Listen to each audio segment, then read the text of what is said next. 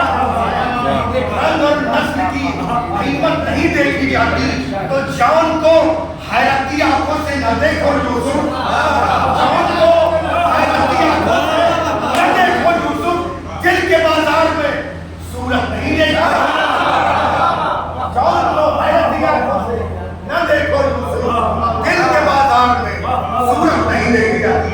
درود محمد صلی اللہ چار سے مولا عباس کی شان میں پہلی صاحب کو کہا، شان سے دیکھیے کہ اب کیجئے عباس کی ہیبت کا تصور، اب کیجئے عباس کی ہیبت کا تصور، پرچھائی بھی ایک شیر کے پیکر کی طرح ہے۔ اب کیجئے عباس کی ہیبت کا تصور، پرچھائی بھی ایک شیر کے پیکر کی طرح ہے، اور عباس نکل آئے ہیں مشکیزے کو بھر کر، عباس نکل آئے ہیں مشکیزے کو بھر کر، اب نہر نچوڑی ہوئی چادر کی طرح۔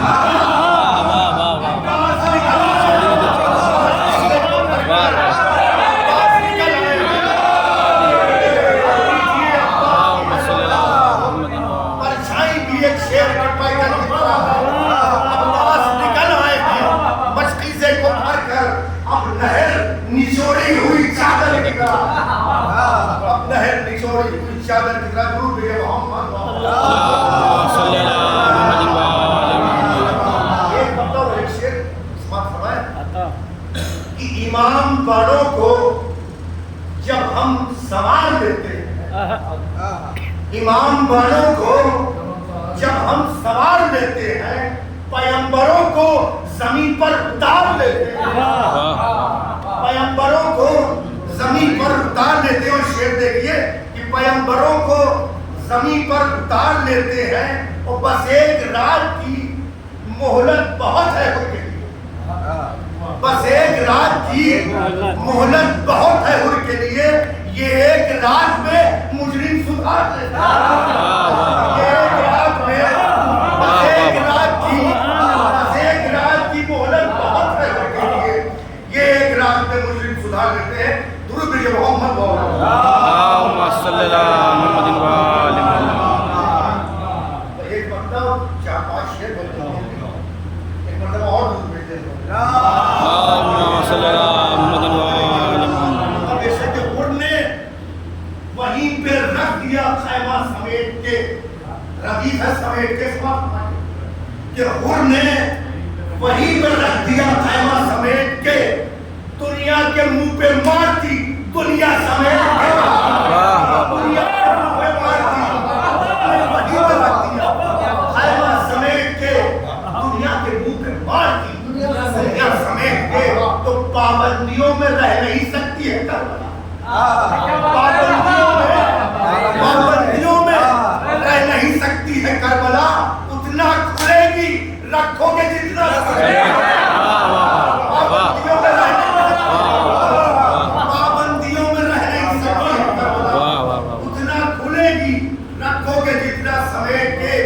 جنگل کی آسی یہ خبر پھیلنے لگی۔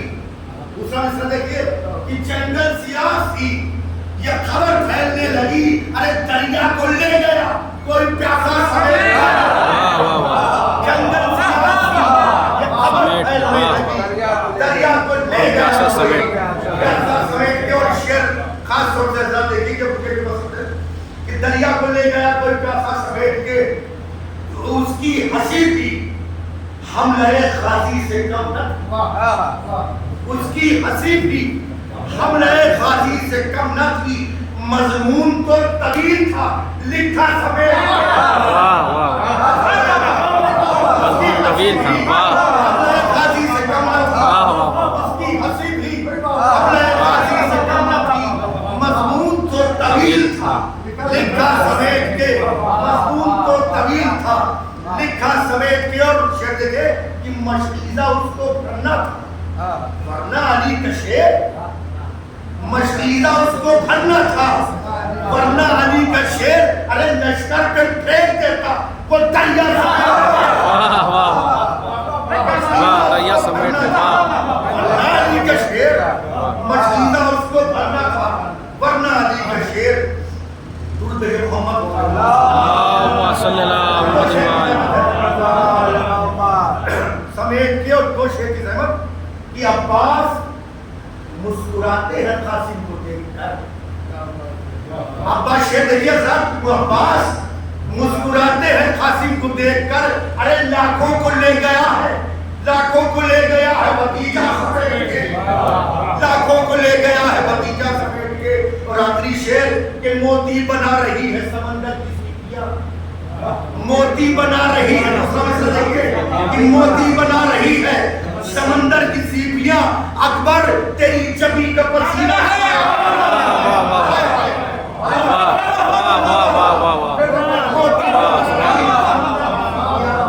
अब्बास मुस्कुराते हैं कासिम को देखकर, लाखों को ले गया है भतीजा समेट के।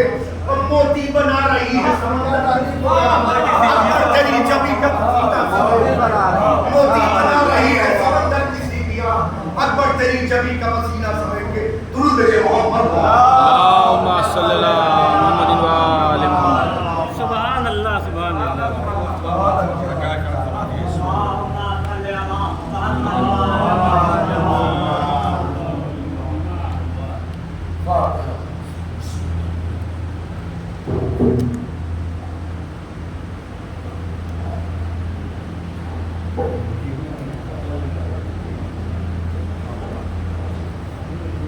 لا حول ولا قوة إلا بالله العلي العظيم.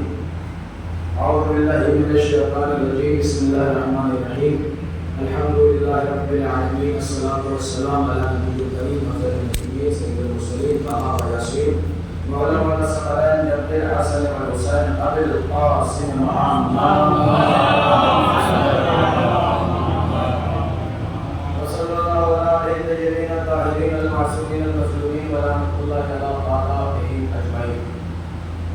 اللهم ارزقنا ذات الحسين قبل الموت وشفاعة الحسين بعد الموت.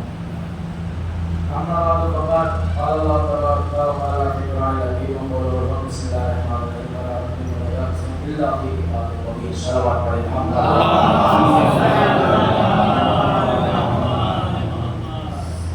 حضرت مظلوم کربلا محبان سرکار بخاری اور حضرت بخاری قرآن کریم کا یہ کھلا اعلان ہے، کھلا چیلنج ہے کہ دنیا کا ہر خوشبو تر قرآن میں موجود ہے.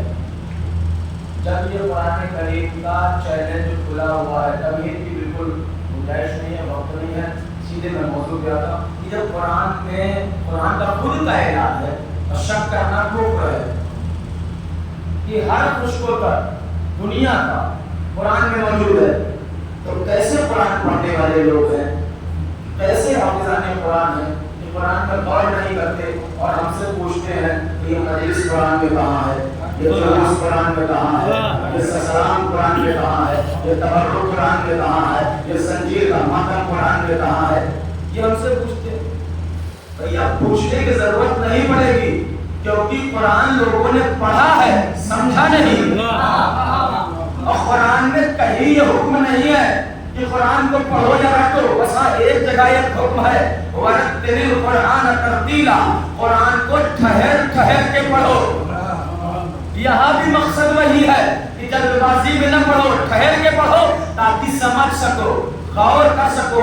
ورنہ نہ جانے کتنے مقام پہ قرآن نے کہا افلا یتدبرون، تم قرآن میں غور کیوں نہیں کرتے، فکر کیوں نہیں کرتے؟ جب غور و فکر کرو گے تب سمجھ میں آئے گا کہ قرآن میں کیا کیا موجود ہے، کیا کیا قرآن میں موجود ہے. میں وہاں پہ کہوں گا اور گفتگو یہی سے جناب یوسف کا واقعہ.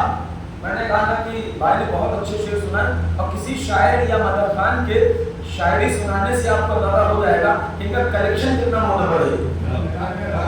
ورنہ شعر تو بہت سارے دنیا میں ہیں، کیونکہ میں بھی آپ کی دعا سے محفل پڑھتا ہوں، شاعری کرتا ہوں، تو شاعری کا کلیکشن بتا دیتا ہے کہ ذوق کیا ہے. اور آپ نے سنا بھی اتنا ہی خوبصورت ہے. تو ماشاءاللہ شاعری سن رہے تھے، حالانکہ یہ ذکر مولا ہے چاہے وہ نظم میں ہو یا نثر میں ہو، اپنی اپنی ذمہ داری سبھی کی بات ہے.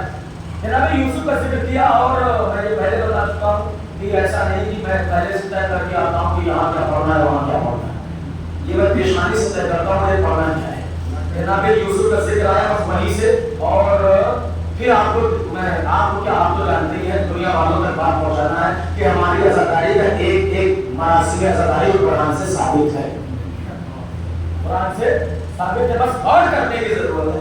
جناب یوسف اپنے بھائیوں کے ذریعے کنویں میں پھینکے گئے، 11 بیٹے یعقوب کے، یوسف کے سگے بھائی ہیں، ہے نا، پھینکے گئے کنویں میں، دشمنوں نے نہیں، اپنے بھائیوں نے، اور نبی جیسے یعقوب جیسے نبی کے بیٹوں نے یوسف کو کنویں کے حوالے کر دیا۔ پہلے تو قتل کرنا چاہا لیکن قتل نہیں کر پائے، پھر یہ سوچ کے کنویں میں پھینک دیا کہ ایسے ہی مر گئے۔ یہ سوال میں بھی کر سکتا تھا لیکن ہمارے رابطے پانچوں امام حضرت محمد اللہم صلی اللہ محمد و آل محمد نے یہی سوال دربار یزید میں کیا جب مولا سجاد کے اس ذوالفقاریہ انداز کے خطبے نے دربار کو ہلا دیا نا، یزید نے شمر سے کہا انہیں کیوں چھوڑا؟ کہا بیمار تھے، میدان میں جنگ کرنے نہیں آئے تھے، قیدی بنا لیا۔ کہا جب بیماری میں یہ حال ہے کہ دربار میں انقلاب پیدا کر دے تو اگر صحت ہوتی تو کیا ہوتا؟ انہیں بھی قتل کرو۔ شہر سے ہی شمر کو یزید نے مولا سجاد کے قتل کا حکم دیا۔ تلوار آگے بڑھی، سالم آگے بڑھا۔ اب سمجھ جائیں گے میرے نوجوان کہ مولا امام حسین پانچویں امام کو کربلا کیوں لائے تھے۔ جب میدان میں جنگ کروانا نہیں تھا اور امام کے بعد امام وقت مولا سجاد کو ہونا تھا تو یہ 4-5 سال کا امام کربلا کیوں آیا؟ اس کی ایک وجہ سامنے آئی، جیسے ظالم تلوار لے کے آگے بڑھا قتل سجاد کے ارادے سے 700 کرسی نشین اور اس کے اپنے خریدے ہوئے خطیب، دربار میں ایک ہلچل ہے، اہل حرم قیدی ہے۔ اتنے مجمع میں 4 سے 5 سال کا بچہ بولا، جیسے زبان کھولی اللہ کی حمد کی اپنی پہچان بتائی۔ روایت کرتی ہے 700 کرسی نشین اپنی اپنی کرسیوں پہ کھڑے ہو گئے۔ یہ بولا کون بول رہا ہے؟ مجمع سامنے سے کائی کی طرح ہٹا، مولا سجاد، مولا امام باقر یزید سے خطاب کرتے، ادھر تلوار آگے بڑھی فتح سجاد کے لیے، ادھر مولا امام باقر بولے یزید مجھے 2 سوال کے جواب چاہیے، پوچھو۔ اب پہلے یہ بتاؤ یوسف کے بھائیوں نے یوسف کو پہلے مارنا چاہا، قتل نہیں کر پائے، پھر یہ سوچ کے کنویں میں پھینک دیا کہ اپنے آپ مر جائیں گے، کیوں نہیں مار پائے؟ یزید نے کہا پتہ نہیں۔ دوسرا سوال، تب فرعون اور فرعونیوں نے موسیٰ اور ہارون کو دربار میں پہلے مارنا چاہا، قتل نہیں کر پائے، کیوں نہیں کر پائے؟ تب پتہ نہیں۔ میں کہوں مولا آپ پوچھ کس سے رہے ہیں؟ یہ تو اسی خیمے کا ہے، یہ تو اسی خیمے کا ہے جس خیمے کا سردار یہ کہہ رہا ہے کہ جب تک میں صحیح چلتا رہوں، چلتے رہنا۔ صلوات پڑھے اللہم صلی اللہ محمد و آل محمد۔ یہ اسی ابو جہل اور جہالت کے خیمے کسی نہ پتا۔ مولا سجاد مولا باقر نے کہا میں بتاؤں کہ یوسف کے بھائیوں نے یوسف کو قتل کیوں نہیں کر پائے چاہ کے بھی، یا موسیٰ کو فرعون کو قتل کیوں نہیں کر پائے چاہ کے بھی؟ کہا کیسے کیوں؟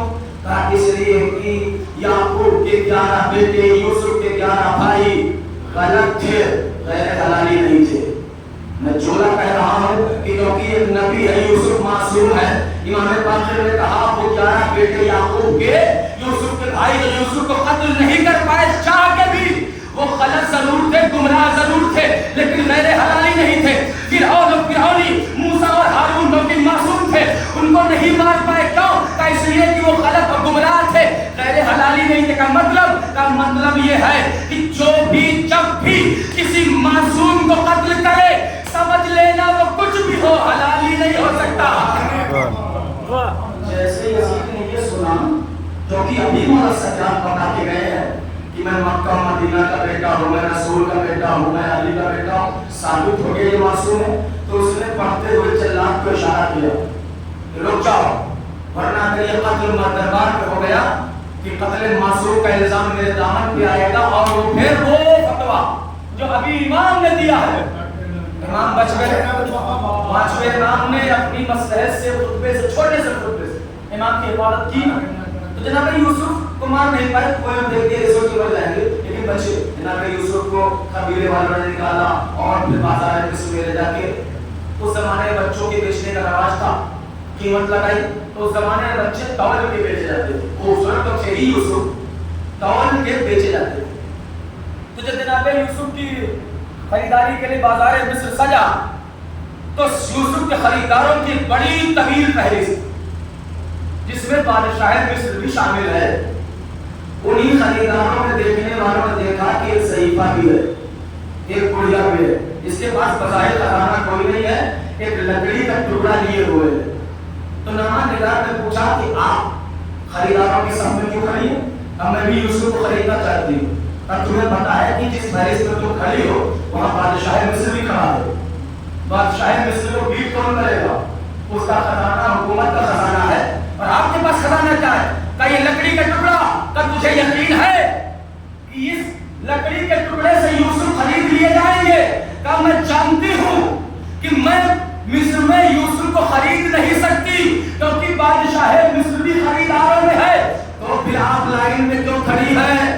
کہا میں خرید نہیں سکتی، لیکن جب تاریخ نگار یوسف کے خریداروں کی فہرست بنائیں گے تو جہاں بادشاہ مصر کا نام لکھیں گے وہاں میرا بھی نام لکھا جائے گا۔ ویسے ہی ہم بھی جانتے ہیں حسین پہ رونے کا حق ہم سے ادا نہیں ہو سکتا، لیکن روتے اس لیے ہیں کہ بی بی زہرا کے سامنے جب عزاداروں کے نام پیش ہوں گے تو ہمارا بھی نام پیش ہو جائے گا، اس لیے روتے۔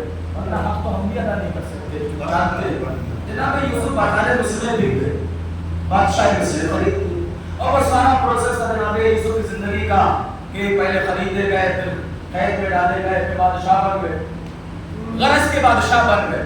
بادشاہ بنے تو مصر میں قحط کا عالم آ گیا، قحط ایسا کہ لوگ بھوکے مرنے لگے۔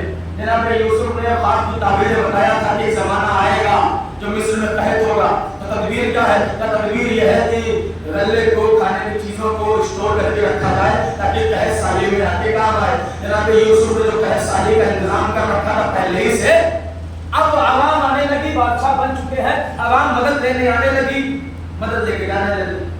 وہی یوسف کے بھائی بھی جناب یوسف کے پاس مدد مانگنے آئے، لیکن اب یوسف بڑے ہو چکے ہیں، بچپنے سے نکل کر کے جوانی میں آ چکے ہیں۔ ادھر یوسف تخت حکومت پہ ہے اور دربار میں ان کے باقی وہ بھائی جنہوں نے لوگ کو دیکھا تھا وہ یوسف سے مدد مانگنے آئے۔ جناب یوسف نے تو ایک نظر میں پہچان لیا کہ یہ وہی بھائی ہے، لیکن وہ لوگ یوسف کو نہیں پہچان پائے کیونکہ یوسف بچے نہیں تھے، بڑے ہو چکے تھے، عمر جوانی کی تھی۔ لیکن جناب یوسف نے تخت حکومت پانے سے پہلے مصور تصویر نگاروں سے اپنے تخت کے جسٹ پیچھے دیوار پہ تصویر بنوائی تھی۔ تصویر میں کیا تھا؟ کنواں، کنویں میں رسی اور کچھ لوگ اور اس بچے کو باندھ کر پھینکنے کی تصویر۔ اس زمانے میں کیمرے نہیں تھے بلکہ ہاتھ کی تصویر بنائی جاتی تھی، آج کی 3D سمجھ لیجیے آپ، ایسی تصویر۔ جیسے ہی ان آنے والے لوگ بھائی یوسف کے بھائیوں کی نظر یوسف پہ پڑی، یوسف کو نہیں پہچان پائے لیکن اس تصویر پہ پڑی تو یہ مدد لیے بغیر واپس ہونے لگے۔ کسی نے کہا کہاں چلے مدد تو لے لو، کہا مدد نہیں لے سکتے، یہاں رک نہیں سکتے، کہا رکو خیریت تو ہے، کہا ہم یہاں تبھی رکیں گے جب اس تصویر کو یہاں سے ہٹایا جائے، اس تصویر کو یہاں سے ہٹایا جائے۔ کہا کیوں؟ کہ یہ تصویر ان قاتلوں کو، ان قاتلوں مجرموں کو ان کے جرم کی یاد دلاتی ہے۔ اب اگر کوئی مولا کی شبیہ علم، شبیہ تعزیہ، شبیہ حضور سے گھبرائے تو سمجھ لینا قاتلوں کو تصویریں اچھی نہیں لگتی۔ واہ واہ واہ، سلام پڑھے، اللہم صلی اللہ شبیہ اچھی نہیں لگتی۔ کہا نا اب جناب یوسف نے پہچانوایا اپنے آپ کو، معافی اپنی جگہ تھی لیکن مدد کی گئی۔ جناب میں نے کہا نا ہر چیز قرآن میں، لوگ کہتے ہیں کالا کپڑا قرآن میں کہاں ہے، مجلس قرآن میں کہاں ہے، تبرک قرآن میں کہاں ہے، ماتم قرآن میں کہاں ہے، زیارت قرآن میں کہاں ہے، علم قرآن میں کہاں ہے، تو غور تو کرو قرآن میں۔ چلو آپ کہتے ہیں زنجیر قرآن میں کہا ہے، جملہ بہت حالانکہ یہ جملہ ذاکر اہل بیت کا ہے اور پوری دنیا میں یہ مشہور ہو۔ آپ کہتے ہیں زنجیر کا ماتم قرآن سے ثابت کرو. ہم کہتے ہیں آج کا بندہ ہمارا ہندوستان میں بہت سارے مذاہب رہتے ہیں, وہ مذہب جو قرآن پہ ایمان نہیں رکھتے اور کہیں نہ کہیں کہتے ہیں قرآن ایسی ہی کتاب ہے, تو ان کو کیسے سمجھاؤ؟ وہ کہے بندہ اگر سورہ یوسف کھول کے احسن القصص کو کھول کے کہے کہ آپ کے قرآن میں لکھا ہے کہ جناب یوسف کو خواتین مصر کے سامنے سے گزارا گیا تو ان کی انگلیاں کٹ گئی اور انہیں پتہ نہیں چلا, انگلیاں کٹ گئی انہیں پتہ نہیں چلا, تو لوگ کہیں کہ آپ کے قرآن میں لکھا, یہ کیسے ثابت کرو گے؟ ایسا ہو بھی سکتا ہے کہ انگلی کٹ جائے اور پتہ نہ چلے, انگلی کٹ جائے اور پتہ نہ چلے, اسے آج آپ ثابت کیسے کرو گے؟ قرآن کی آیت ہے, قرآن کی آیت. کوئی کہے کہ آپ کے قرآن کی آیت ہمارے سمجھ میں نہیں آ رہی, کہ کوئی بندہ سامنے سے جائے اور انگلی کٹ جائے پتہ نہ چلے, کیسے ثابت کرو گے؟ کہ جلوس ماتم میں آ کے دیکھ لینا, انہوں نے یوسف کی محبت میں چھری چلائی, انگلی کٹی پتہ نہیں چلا, ہم نے مولا کی عقیدت میں چھری چلائی, زخم لگا پتہ نہیں چلا. سبحان اللہ, صلوات پڑھ دے اللہم صلی اللہ محمد و آل محمد. تو یہ قرآن ثابت ہے. اب وہ لسٹ, وہ فہرست اور طویل ہے کہ قرآن میں کہا, کالا کپڑا قرآن میں کہا. اچھا یہ بتائیے اسلام میں کسی چیز کی اہمیت کب ہے؟ جیسے کوئی ہاسٹل ہو یا کوئی آفس ہو, جیسے آپ کا ہندوستان ہے, ہمارا ہندوستان ملک ہے, یہاں پر جو گرہ منترالیہ سے رائج ہوگا, جو قانون کے آفس سے رائج, حکومت رائج, وہی تو مانا جائے گا نا. ہلو وہی تو یہ مرکز ہوا نا حکومت کا. تو اسلام کا مرکز کیا ہے؟ اسلام کا مرکز ہے قرآن, اسلام کا مرکز ہے کعبہ, اسلام کا مرکز ہے رسول اکرم, اسلام کا مرکز ہے ائمہ معصومین. یہ مرکز ہے. جو چیزیں یہاں پہ صادر ہوں گی وہ شرعی حیثیت رکھتی ہے, اس میں کوئی اعتراض نہیں ہے. اور ہم نے عزاداری کی, عزاداری کا کوئی کام ہمارا مرکز سے ہٹ کے نہیں ہے, مرکز سے ہٹ کے نہیں ہے. تو کالا کپڑا کہاں سے لائے؟ تو مرکز سے لائے. زیارت کہاں سے لائے؟ تو مرکز سے لائے. جلوس کہاں سے لائے؟ تو مرکز سے لائے. مجلس کہاں سے لائے؟ تو مرکز سے. کا مطلب کہ ہمارے کالے کپڑے پر بعد میں اعتراض کرنا. اگر کالے کپڑے سے اتنی ہی پریشانی ہے تو پہلے مرکزی گھر خانے کعبہ سے اتر آؤ, کیونکہ مرکز ہے کعبہ, اللہ کا گھر ہے کعبہ. کالا کپڑا وہاں بھی ہے, کالا کپڑا یہاں بھی ہے. وہ اللہ کے گھر کی زینت کے لیے ہے, یہ عزاداروں کی زینت کے لیے ہماری پہچان ہے. کالا کپڑا تو ہم مرکز سے لائے. اگر آپ کو کالے کپڑے سے پریشانی, یہاں تک کا فتویٰ تھا, اب تو فتوے کی کوئی حیثیت رہی نہیں. اچھا 2-3 سال سے میں دیکھ رہا ہوں کہ سوشل میڈیا پہ فتوے نہیں آتے. پہلے محرم چاند نکلتے, اب نہیں آتے, کیونکہ جان گئے کہ ذکر حسین سے یہ دکان چلنے والی اب نہیں. اب وہ طرح طرح کے لوگ تعبیر کرتے, فتوے نہیں آتے. اس میں فتویٰ آیا تھا کہ کالی کالی کملی اوڑھنے والے نبی نے کہا ہے کالے کرتے والے جہنم جائیں. یہ فتویٰ تھا. کالی کالی کملی اوڑھنے والے رسول نے کہا ہے کہ کالے کپڑے والے جہنم میں جائیں گے. میں نے کہا بہت اچھی بات ہے, جہاں کالی کملی والا جائے گا وہی کالے کرتے والے جائیں گے. یہ ہمارا فخر ہے, ہمارا نصیب ہے. ٹھیک ہے, تو مرکز سے لے کے آئے کالا کپڑا, وہاں بھی کالا کپڑا ہے جہاں. ٹھیک, یہ مجلس آپ کہاں سے لائے؟ میں نے کہا مجلس حج کرنے گئے. ہاں گئے ہیں, نہیں دیکھا. حکم ہے حج کا کہ حاجی میدان عرفات میں بیٹھ کر دن گزاریں گے. حاجی میدان عرفات میں بیٹھ کر, تو کیا بیٹھ کے وہاں پر واٹس ایپ چلائیں گے, فیس بک چلائیں گے؟ نہیں, ذکر خیر کریں گے, ذکر خدا کریں گے. جا کے ڈکشنری میں دیکھنا, اپنے اپنے مرضی کے عالم سے پوچھنا کہ مجلس کے لفظی معنی ہیں کیا. جلسہ کہتے ہیں بیٹھک کو, مجلس کہتے ہیں بیٹھنے کی جگہ کو, جہاں چند لوگ بیٹھ کر کوئی اچھا ذکر کرے اسے کہتے ہیں مجلس. میدان عرفات میں حاجیوں نے بڑے سے میدان میں بغیر تفریق قوم و ملت کے ذکر خدا کیا. وہ مجلس ذکر خدا تھی. خدا کے گھر میں یہ مجلس ذکر حسین ہے, حسین کے گھر میں. سبحان اللہ, ہے کہ نہیں ہے؟ وہ اللہ کے گھر میں تھی مجلس ذکر خدا, اور وہاں بھی کوئی مذہب کی قید نہیں ہے, یہاں بھی کوئی مذہب کی قید نہیں ہے. اچھا جب مجلس کر چکے تو دن گزارنے کے بعد اب حکم ہوا, ابھی مجلس ہو مثلا یہاں تو جلوس نہیں ہے, کہیں مجلس ہوتی تو مجلس مولانا پڑھ تو اس بعد تابوت نکلتا ہے، علم نکلتا ہے، جلوس کہ وہ جو جلوس میں یا حسین کے صدائیں لبیک یا حسین کے صدائیں. عرفات کے میدان میں جب حاجی ذکر خدا بیٹھ کے کر چکے تو اب حکم ہے اب سارے لوگ یہاں سے ساتھ چلو. تو ظاہر سی بات جہاں کچھ لوگ بیٹھ کے ذکر کریں مجلس جہاں سے لوگ گروہ ایک شکل میں چلے اسے کہتے ہیں جلوس، اسے کہتے ہیں جلوس. وہاں اللہ کے ذکر کی مجلس تھی تو اللہ کے نام کا نعرہ جلوس میں لگا، لبیک اللہم لبیک لبیک اللہم لبیک. وہ اللہ کے گھر کا جلوس تھا حاجیوں کا، یہ حسین کے گھر کا جلوس ہے عزاداروں کا. وہاں لبیک اللہم لبیک، یہاں لبیک یا حسین لبیک یا حسین کے نعرے ہیں. ہماری طرف تو کچھ نہیں ہے، کالا کپڑا بھی مرکز سے ہے، جلوس بھی مرکز سے ہے، مجلس بھی مرکز سے. مجلس ہو گئے مرکز سے ثابت ہے، جلوس بھی ثابت ہے. اب آئیے مجلس ہو گئے جلوس، اس کے بعد کیا ہوگا؟ تبرک بٹے گا، تبرک بٹے گا.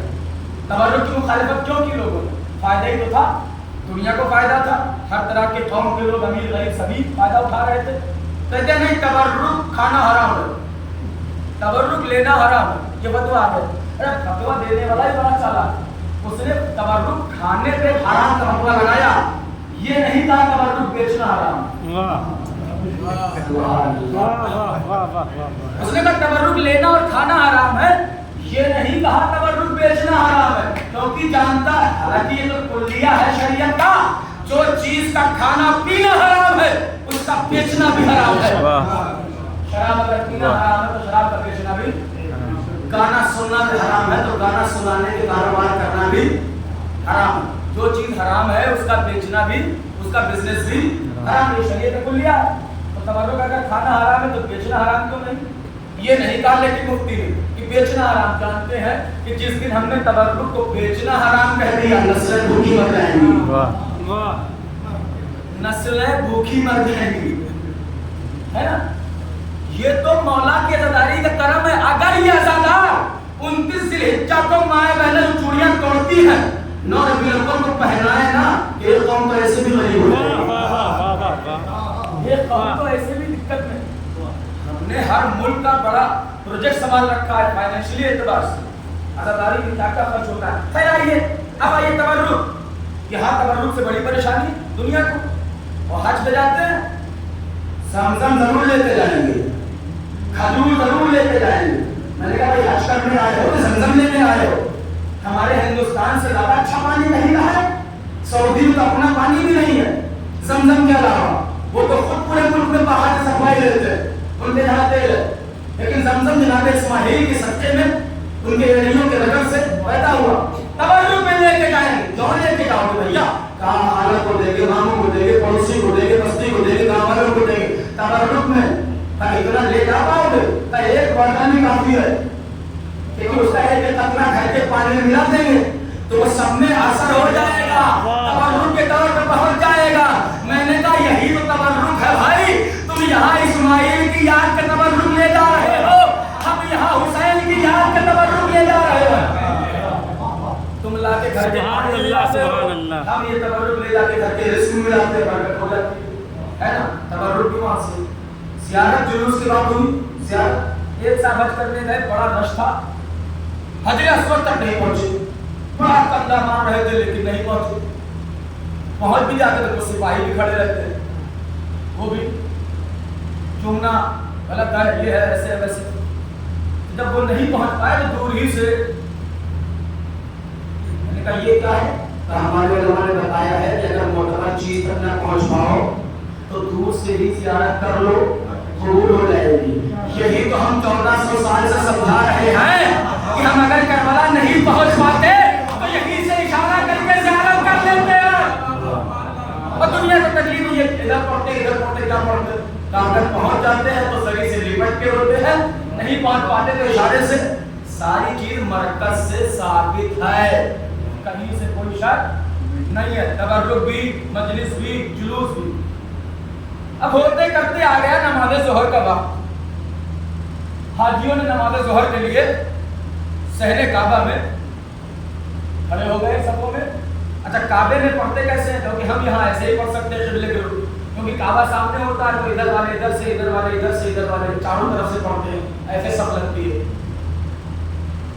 نماز پڑھنے لگتی۔ ظہر کی نماز ختم ہوئی کہ ایک نیا حاجی جو پرانے حاجی، کیونکہ نئے ظاہر ہو گیا حاجی، وہ اس کے ساتھ ضرور رہتے جو اس سے پہلے جا چکا ہو، کہتے بھیا بتائے کہنا زیارت کرو یا حج پہ، جو اس سے پہلے تو اس کے انگلی پکڑے رہتے بھائی یہاں کیا ہے، ایسے کیسے بتائے کہنا، تو وہ نیا حاجی پرانے حاجی کے پاس بیٹھا ہوتا سب کو پوچھ لگا تھا۔ ظہر کی نماز تمام ہوئی تو جیسے تمام ہوئی کھڑا ہو نیا والا حاجی، پرانے والے نے کہا بیٹھو پہلی بار حج کرنے آئے ہو کیا؟ اس نے کہا آپ کو کیسے پتا، تمہاری حرکتیں بتا رہی کہ تم پہلی بار آئے ہو، ایسی کا حرکت ہو گئی، بس ظہر کی نماز پڑھ کے کہاں چلے؟ بیٹھو ابھی عصر پڑھنا ہے، بیٹھو ابھی عصر پڑھنا ہے، عصر بھی پڑھنا ہے فوراً، ہمارے ملک میں تو ایسا نہیں ہوتا، ہم تو ظہر کب پڑھتے عصر کب پڑھتے، ہاں ایک قوم کرتی ہے ایسا، ظہر کے ساتھ عصر پڑھ لیتی ہے، تو اس نے چپکے سے کہا کہ خاموش رہو، یہاں وہی کرنا پڑتا ہے جو یہ کرتے ہیں، یہاں سب کچھ وہی کرنا پڑتا ہے جو مولا کے چاہنے والے کرتے ہیں، کیونکہ غیر حاضری میں کوئی کتنی شرارت کر لے مالک کی موجودگی میں شرارت نہیں ہوتی، کیونکہ جانتے ہیں علی مولود کعبہ ہے، کعبے کے سامنے حرکتیں نہیں چلتی، سبحان اللہ۔ اور وہاں نماز پڑھی ظہر بھی عصر ملا کے 8 بھی ہوتی، ارکان حج میں شامل ہے، ظہر پڑھنا پڑھ لیا۔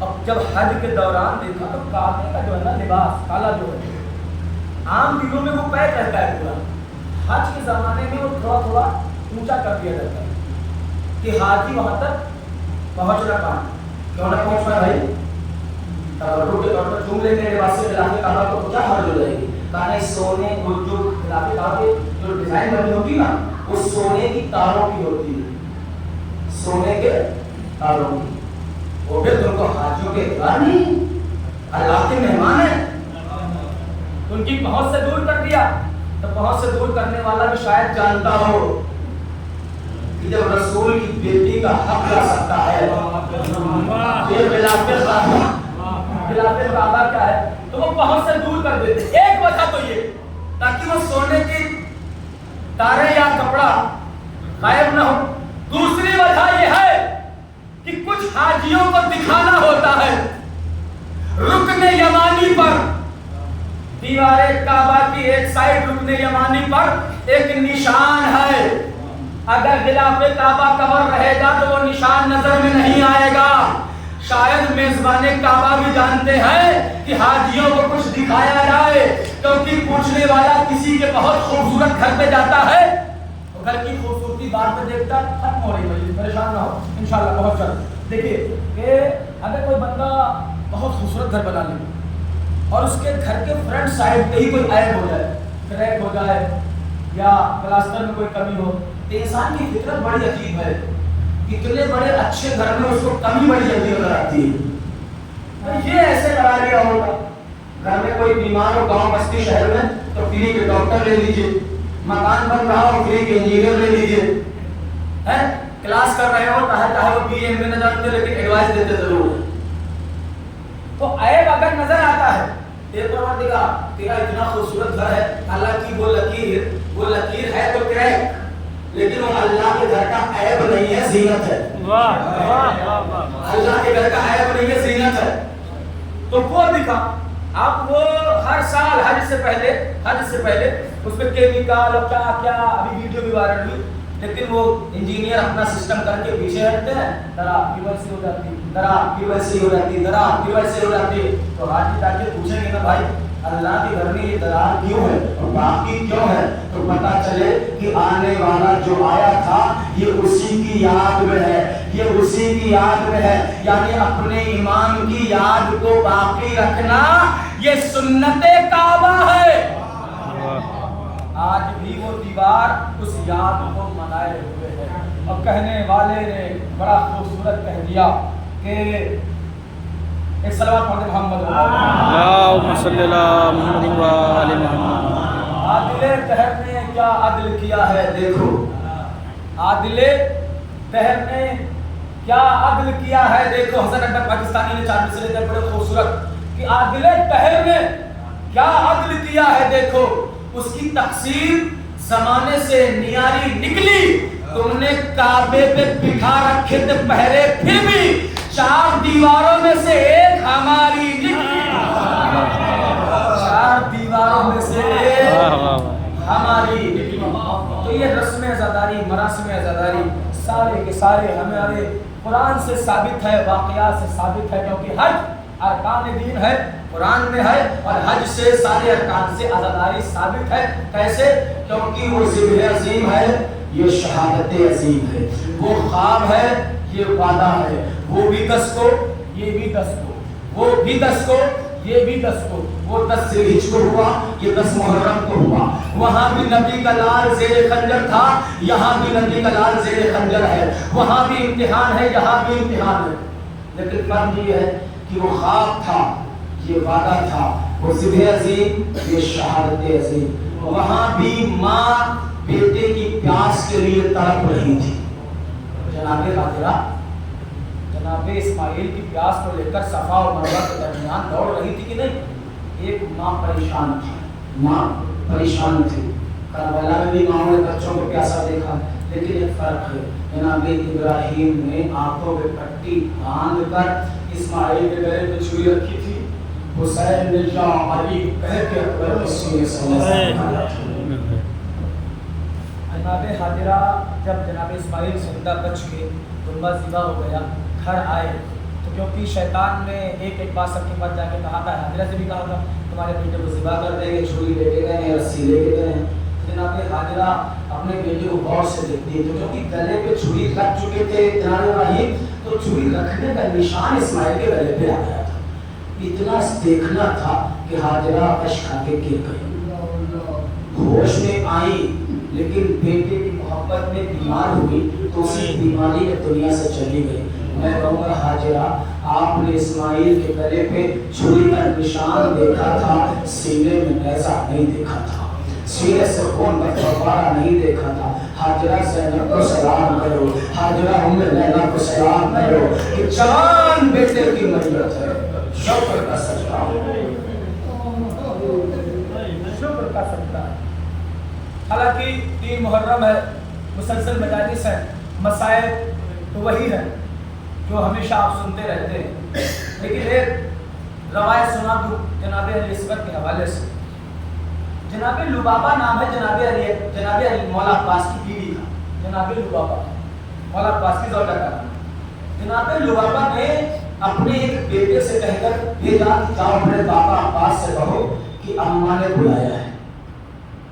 جناب لبابہ نے اپنے بیٹے کو بھیجا کہ جا کے بابا عباس سے کہو کہ ماں نے بلایا ہے. جناب عباس خدمت مولا حسین میں ہیں. ادھر بیٹا جناب عباس کا پہنچا کہا بابا آپ کو اماں نے بلایا ہے. مولا عباس لبابہ کے خیمے میں آئے تو کیا دیکھا, لبابہ سر پہ ایک کٹری رکھے ہوئے, آنکھوں میں آنسو بھرے ہوئے, کہتے اے میرے والی وارث, ایسا کرو یا تو مجھے نجف کا راستہ بتا دو یا مجھے مدینے پہنچا دو. عباس نے کہا لبابہ تم زینب سے زیادہ پریشان ہو, تم ام کلثوم سے زیادہ پریشان ہو, جب آپ کا سبب پیاسا ہے. جناب ام فروا قاسم کی ماں, تم کیوں پریشان ہو؟ کہا زینب کی پریشانی اور ہے, میری پریشانی اور ہے. ام کلثوم مصیبت میں ہے لیکن میری مصیبت اور ہے. اب کیا مصیبت ہے جس سے آپ پریشان ہیں؟ اب پریشانی یہ ہے کہ جب سے خیموں میں پانی ختم ہوا ہے, 7 محرم خیموں میں پانی ختم ہوا ہے, جب سے اصغر کی پیاس کا غلبہ پڑا ہے. سکینہ ہر خیمے میں جاتی ہے, کسی کے خیمے میں تھوڑا سا پانی ہو تو مدد دے دے, ورنہ اصغر پیاس سے مر جائے گا, اصغر پیاس سے مر جائے گا. اب پھر پریشانی کس بات کی ہے؟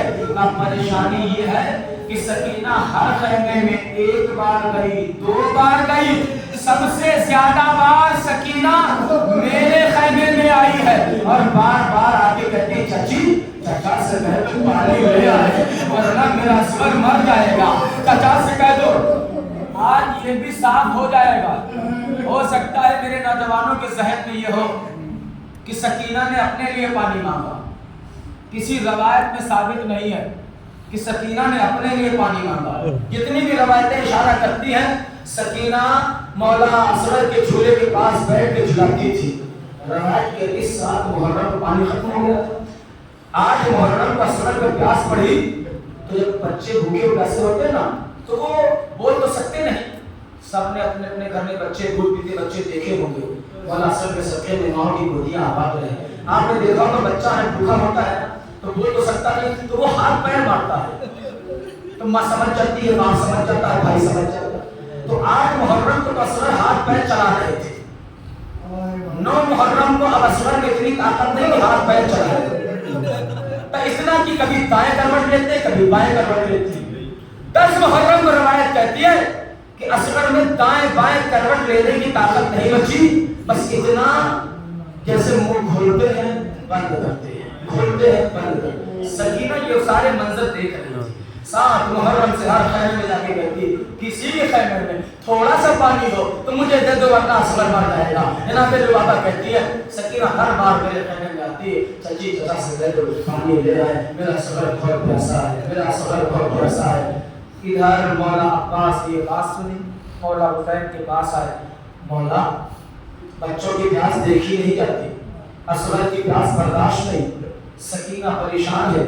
تو سکیر کو اگر چل کی اجازت نہیں دیتے تو پانی لانے کی سکیر کر دو پانی لانے کی اجازت دے دو.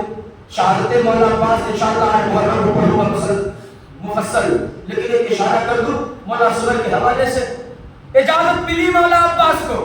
بی بی سکینہ نے مشکیزے میں علم کو باندھ تو دیا لیکن جب مولا عباس مقتل کی جانے چلے تو سکینہ نے کہا بابا مجھے اپنی آغوش میں اٹھا کے دکھاؤ میرا چچا چاہتا کیسے ہے دریا سے آتا کیسے ہے میں دیکھنا چاہتی ہوں. ایک موقع حسین نے سکینہ کو آغوش میں اٹھایا.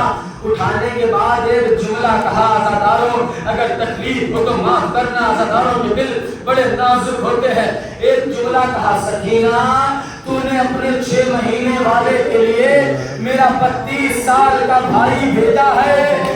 بچنا تیرا بھی نہیں ہے آنا میرا بھی نہیں ہے.